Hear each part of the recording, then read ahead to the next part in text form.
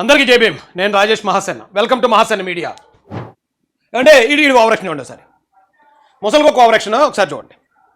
దాన్ని ఏందో నాకు అర్థం కాలేదు. చంద్రబాబు నాయుడు గారిని తిట్టేశానంట. చంద్రబాబు నాయుడు గారు లోకేష్ గారు కలిసి రాంబాబు గారిని వాళ్ళు అరెస్ట్ చేయాల్సిందే అన్నారంట. చేసుకోండి, సిద్ధంగా ఉన్నాను. ఇప్పుడే కాదు, ఇప్పటి నుంచో సిద్ధంగా ఉన్నా. చెప్పా నేను, నీ రెడ్ బుక్ నా కుక్క కూడా లెక్క చేయదని చెప్పా. నువ్వు అరెస్ట్ చేస్తే అరెస్టుకు సిద్ధంగా ఉన్నా. బెయిల్ కూడా వాళ్ళని వాళ్ళు అరెస్ట్ చేస్తానని తెలుసు. నేను బెయిల్కి వెళ్ళను, పారిపోను. ముసలికొక్క ఏం వార్నింగ్ ఇచ్చిందండి? ఇది రోడ్డు మీదకి వచ్చి పిచ్చి కుక్కలా తిడుతుంది. తిట్టాను, అరెస్ట్ చేస్తారా? అరెస్ట్ చేయండి. మా కుక్క కూడా భయపడదు, బెయిల్కి కూడా వెళ్ళనన్నది ముసలికొక్క. రే, పవన్ కళ్యాణ్ గారి డైలాగ్ ఉంటుందండి, మాట చెప్పడం కాదురా, మాట మీద నిలబడాలా. మాట మీద నిలబడి అప్పుడు మగతాను నిరూపించుకోవాలంటాడు ఆయన పవన్ కళ్యాణ్ గారు గబ్బర్ సింగ్లో. రే ముసలికొక్క, మాట చెప్పడం కాదంటే ఏమనుకున్నాడు అంటే, నేను తిట్టాను, ఏదో కేసు పెడతారు, నేను కోర్టులో వెళ్ళిపోవచ్చు, లేకపోతే నేను అరెస్ట్ అయిపోవచ్చు అనుకున్నారు. ప్రజల నుంచి ఇంత తీవ్ర ఆగ్రహం వస్తుందని ముసలికొక్క అస్సలు ఎక్స్పెక్ట్ చేయలేదు. ఎక్స్పెక్ట్ చేయక ఈ ముసలికొక్క ఎలా వెళ్ళింది తెలుసండి స్టేషన్కి. నిజం చెప్పాలంటే చంద్రబాబు నాయుడు గారు, లోకేష్ గారు ఈయన అరెస్ట్ చేయించలేదు. ఆఫ్టర్ ఆల్ ముసలికొక్క ఇది ఈయన్ని కాపాడారు. ఆ పోలీసులను పంపించి ఒక 10 నిమిషాలు కనుక పోలీసులు లేట్ అయి ఉంటే అక్కడికి వెళ్ళిన ఆడవాళ్ళు ఒక ఆవిడ జస్ట్ ఇలా కచ్చ వేసుకుని పేగమే కాలెత్తే ముసలికొక్క మటాష్, ముసలికొక్క అలాగా గాల్లో కలిసిపోతుంది. రేపు పొద్దున్న దండేద్దు. ఆ జనాగ్రహం నుంచి, ఆ మహిళల ఆగ్రహం నుంచి చంద్రబాబు నాయుడు గారు వీడికి ప్రాణభిక్ష పెట్టారు పోలీసులను పంపించి. చంద్రబాబు నాయుడు గారు ఈయన అరెస్ట్ చేయించడం ద్వారా వీడికి ప్రాణభిక్ష. తొక్కి పాడేద్దురు, లేతే తొక్కి పాడేద్దురు అంతే, కాళ్ళతో తొక్కితే పోతుడు. అలాంటిది ఎన్కౌంటర్ లేపుడు అండి. రమ్మను, అది రెడ్ బుక్క, ఏం లెక్క చేయదు, నా కుక్క లెక్క చేయదు, నేను రెడీ అన్నాడా? ఒకసారి తీసేది పెట్టండి.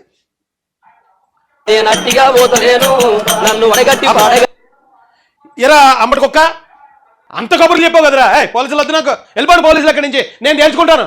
అందులో పోయివరా పోలీసు వాళ్ళు పాపం ఎన్ని ఇలా అడ్డు పెడతా ఉంటే, తీయండి, నేను తేల్చుకుంటాను, నా కుక్క కూడా భయపడదు, నేను భయపడితే కుక్క కన్నా నీచుండి అయిపోతాను, తీయండి అని చెప్పాలి కదరా కుక్క. ఎందుకు ఇలా దాగుని పోతున్నావారా? బయట ఉన్న జనాన్ని చూసి పోలీసులు ప్లీజ్ ఇంకా ఇలా అడ్డుపెట్టండి, ఇలా అడ్డుపెట్టండి, రే ప్లీజ్ రా నన్ను కాపాడినారా ముసల కుక్క. మాట చెప్పటం, తొడగొట్టడం గొప్ప విషయం కాదురా, నిలబడాలి. నిలబడి దాని మీద చూపించాలి, అది మగొడతాను. ఇదేం మగొడతాను? ఇదే పోలీసులు వస్తున్నప్పుడు వెళ్ళిపోమని చెప్పలేపోయావా? మా రప్ప గ్యాంగ్ ఉంది, వాళ్ళ మేము తెలుసుకుంటాం, పోలీసులు వెళ్ళిపోండి అక్కడి నుంచి చెప్పలేపోయావా? కుక్కల వ్యాన్లో వేసి ఇచ్చుకెళ్ళారండి. నేను చెప్పాను, ఏది చెప్పానండి, ఏదో నేను చెప్పిన ఆటోమేటిక్గా నాలో ఏదో ఒకసారి వీరబ్రహ్మేంద్ర స్వామి గారు పూనుతారేమో అనిపిస్తుంది. ఏది చెప్తే జరిగిపోయింది. ఇన్ని కుక్కలా తీసుకెళ్ళాలి, కుక్కల వ్యాన్లో వేయాలి, కుక్కలా ట్రీట్ చేయాలని చెప్పాం. అదే జరిగింది. ఆ కుక్కల వ్యాన్లాగా ఉంది. అది తీసుకెళ్ళి దానిలో పారేశారు. ఇదేమన్నాడు, ఇంకో మాట ఏమన్నాడండి, బెయిల్కి కూడా అప్లై చేయను. సరే పెట్టండి, సాక్షి క్లిప్ పెట్టండి. హైకోర్టులో హౌస్ మోషన్ పిటిషన్ దాఖలు చేశారు అంబటి రాంబాబు భార్య విజయలక్ష్మి. దాంతో పాటు అయిపోయింది కదరా. మాట చెప్పడం గొప్ప కాదు, ముసలి కుక్క నిలబడాలి. హౌస్ మోషన్ పిటిషన్ ఎందుకు అర్ధరాత్రి ఎందుకు దాఖలు చేయించావు? నువ్వు బెయిలే అప్లై చేయనన్నావు కదరా.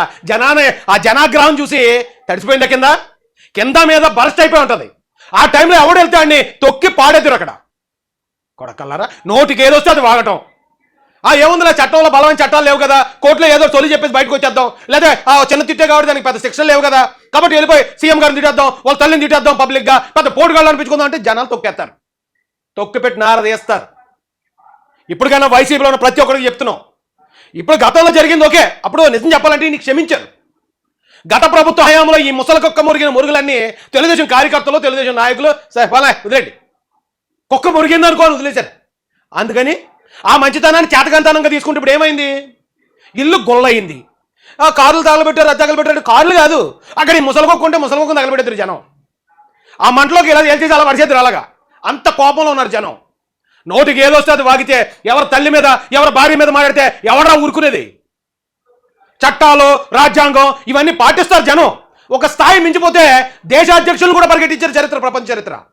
అప్పుడు రాజ్యాంగం, చట్టాలు ఏం గుర్తురావు, స్థాయి మించిపోయే వరకే. ఆ స్థాయి మించిందంటే ఎవడన్నా అంతే, ఎవడన్నా ఖతం అయిపోతాడు.